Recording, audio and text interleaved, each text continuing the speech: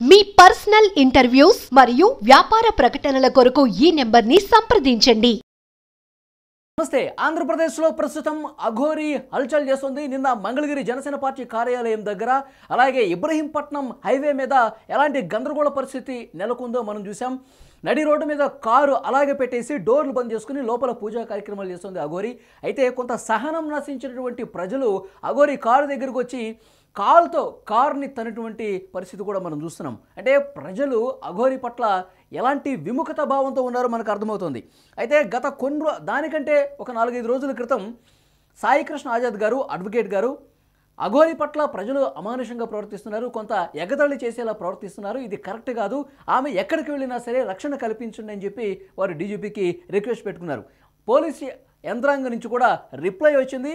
అక్కడ స్థానిక పోలీసులు అందరూ కూడా అఘోరిని ఇట్లా ఎవరన్నా ఇబ్బంది కలిగించే ప్రయత్నం చేసినా అడ్డుకోవాలి, ఆమెకి రక్షణ కల్పించాలని చెప్పి ఒక రిప్లై లెటర్ కూడా వచ్చినటువంటి పరిస్థితి కనిపిస్తుంది. డైరెక్ట్గా మనం ఆ అడ్వకేట్ సాయికృష్ణ ఆజాద్ గారితో మాట్లాడే ప్రయత్నం చేద్దాం. వారికి ఒకసారి ఫోన్ చేస్తాను. ప్రస్తుతం అఘోరి హల్చల్ చేస్తూ ఉంది ఆంధ్రప్రదేశ్లో. ఎక్కడికి వెళ్ళినా ఉద్రిక్త పరిస్థితి నెలకొన్నటువంటి పరిస్థితి కనిపిస్తోంది. సో ఆజాద్ గారికి వచ్చినటువంటి రిప్లైకి సంబంధించిన సమాచారం ప్రస్తుతం ఏపీలో నెలకొన్నటువంటి పరిస్థితులు కూడా మనం తెలుసుకునే ప్రయత్నం చేద్దాం. ఆజాద్ గారి ఫోన్ రింగ్ అవుతోంది, వారితో మనం మాట్లాడదాం. ఆజాద్ గారు నమస్కారం సార్. నమస్కారం సార్. ఆజాద్ గారు బాగున్నారా? అంతా బాగున్నాం సార్, చాలా బాగున్నాము. ఆజాద్ గారు, మీరు డీజీపీకి ఏదైతే లెటర్ రాశారో అఘోరి పట్ల ప్రజలు చాలా ఎగతాళి చేసే విధంగా, ఇబ్బందికర పరిస్థితులు ఉత్పన్నమయ్యే విధంగా ప్రవర్తించారు, ఆమెకు రక్షణ కల్పించాలని చెప్పి మీరు అడిగారు. సో దానికి రిప్లై కూడా వచ్చింది. ఆమె ఎక్కడున్నా సరే ఆమెకు ఎలాంటి ఇబ్బంది లేకుండా చూడాలని చెప్పి ఒక రిప్లై కూడా అక్కడ స్థానిక పోలీస్ యంత్రానికి కూడా ఒక సమాచారం ఇచ్చారు. దీన్ని ఏ విధంగా చూస్తారు? అంటే ప్రజలు ఇబ్బందులు పడుతున్నారు సార్. 2 రోజుల నుంచి మీరు వాతావరణం చూస్తుంటే ఆమె ఇబ్బందికర పరిస్థితులు ఆమె క్రియేట్ చేస్తున్నారు. ఆమె వల్ల ప్రజలు ఇబ్బంది పడుతున్న పరిస్థితి మనం చూస్తున్నాం. ఎట్లా చూస్తారు దీన్ని?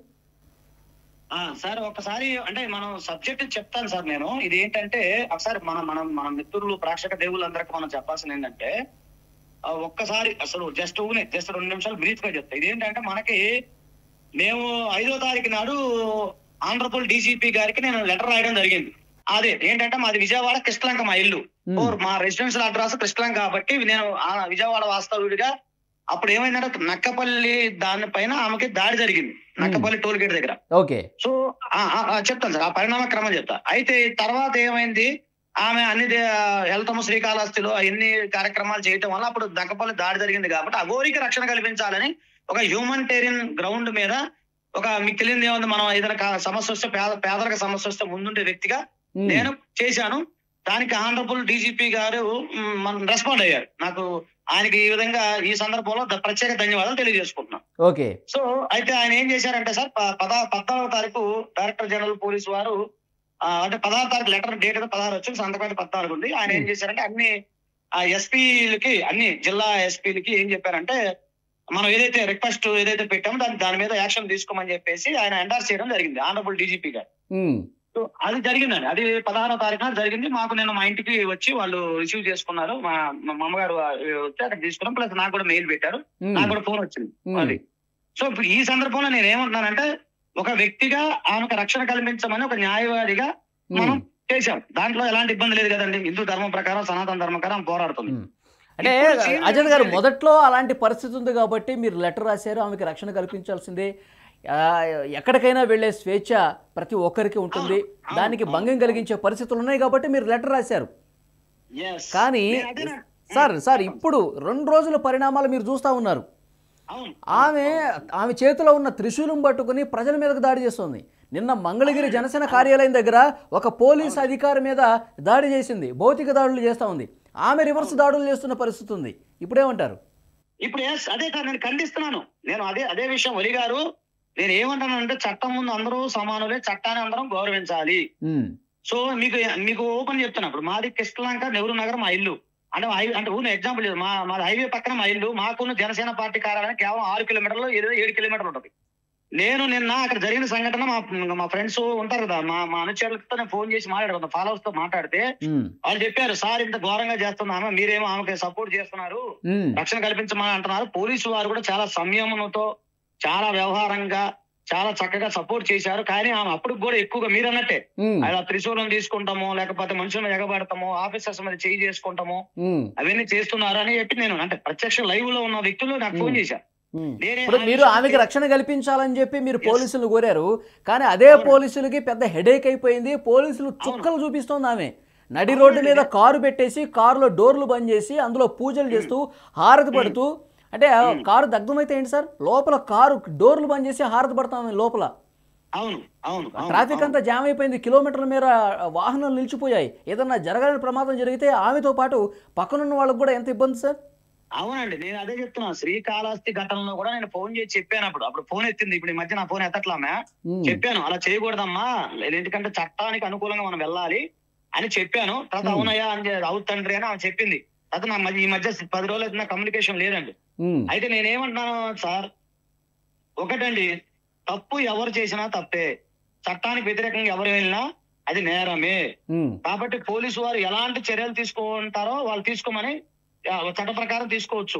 వాళ్ళకున్న అధికారం రీత్యా ఆమె అలా చేయటం వల్ల చాలా ట్రాఫిక్ జామ్ అయిపోయిందంట చెప్తున్నారు మాకు దాదాపుగా అక్కడ ఎన్ఆర్ఐ హాస్పిటల్, అక్కడ మాకు మంగళగిరి ఎన్ఆర్ఐ హాస్పిటల్ అక్కడ వరకు ట్రాఫిక్. సార్ ఇప్పుడు మీరు సుప్రీంకోర్టు అడ్వకేట్ కూడా కాబట్టి ఇట్లా అఘోరీలు బాహ్య ప్రపంచంలోకి వచ్చి ప్రజల్ని ఇబ్బంది పెడుతూ భౌతిక దాడులు చేస్తూ విధుల్లో ఉన్నటువంటి పోలీసుల మీద కూడా దాడులు చేస్తున్నటువంటి పరిస్థితుల్లో ఏంటి ఆమె మీద ఏమన్నా సెక్షన్స్ ఉండవా?